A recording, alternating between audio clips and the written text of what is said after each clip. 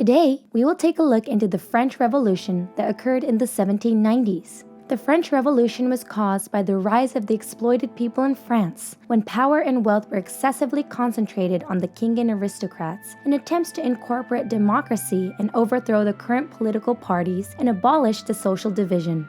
In the 1780s, the French citizens at the time were divided into three estates. The first estate consisted of people of high religious status, such as priests and bishops. The second estate was of nobles. Still, the two estates combined only made 2% of the population.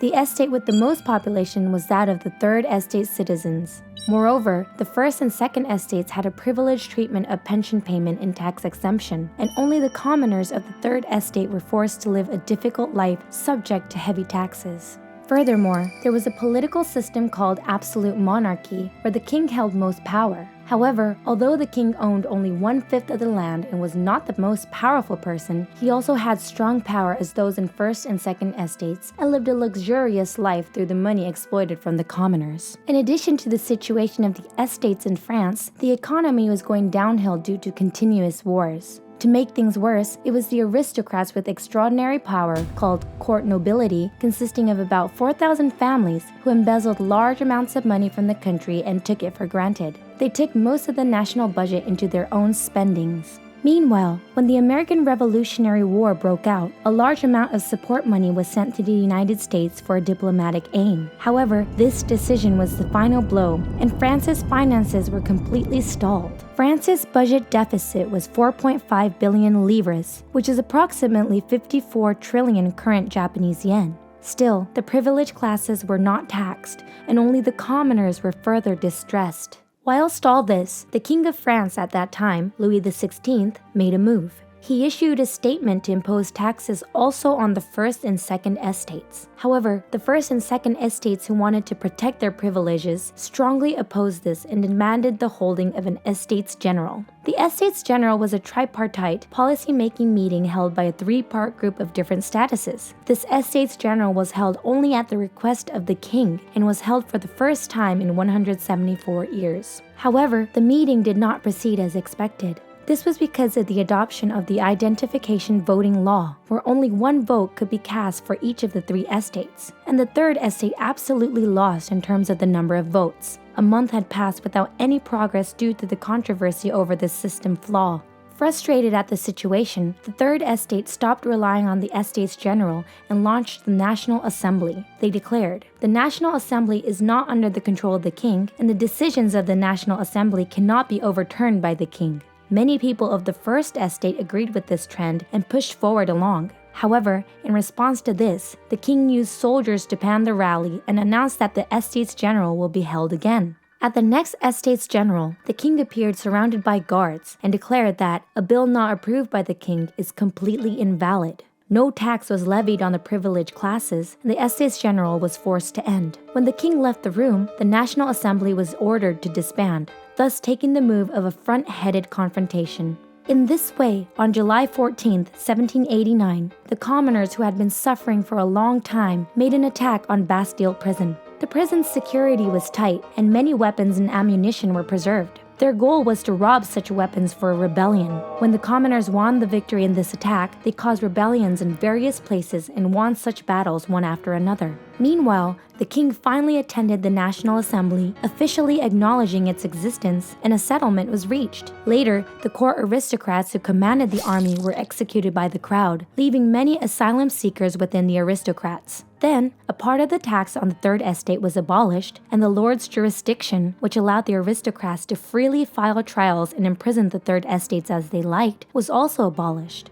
After that, the revolution continued to flow positively. 1789. In Paris, the capital of France, the prices of grain soared due to bad weather and became a serious problem. In response to this, the women of Paris rose up and marched to an area 20 kilometers away, Palace of Versailles, in search of bread. Along the way, more and more citizens participated in this march, and by the time they arrived, it had expanded to a scale of thousands. The guards then fired at the citizens who were demanding a negotiation. As a result, the citizens turned into mobs, plundered the palace one after another, and demanded the king to show up.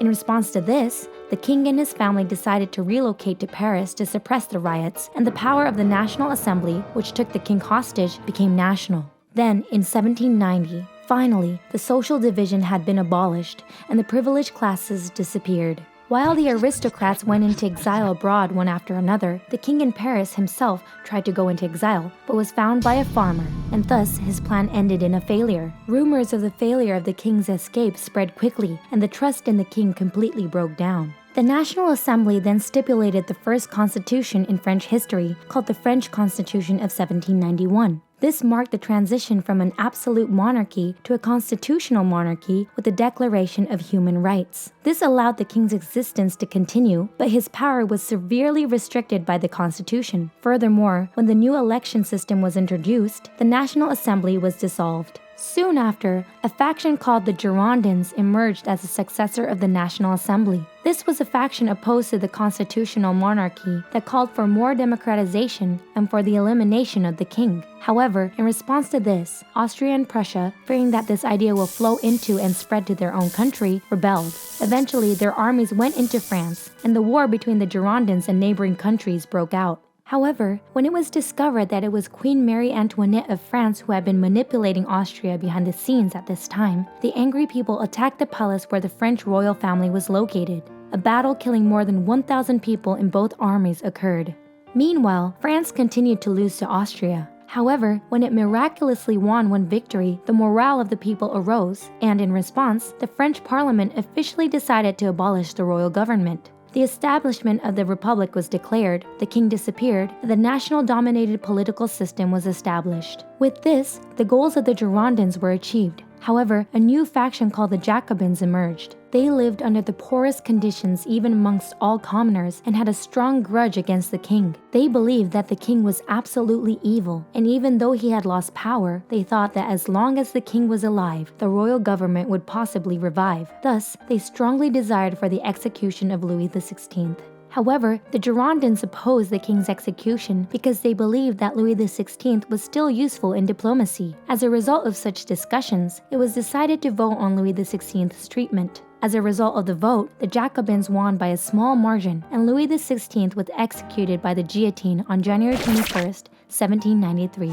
Thus, the king completely disappeared from France. After that, the Jacobins continued to reform their politics, advocate freedom, equality, and philanthropy. They denied the king, arguing that the people had sovereignty, and established a new constitution of democracy. The above was the history of the French Revolution that lasted for 10 years from 1789. In France after the events, the Jacobin leaders began to get out of control, and those who opposed them were executed one after another. The country of France was once again in great turmoil. Shortly after, Napoleon, a famous historical figure in world history, will rise and create a new history of France.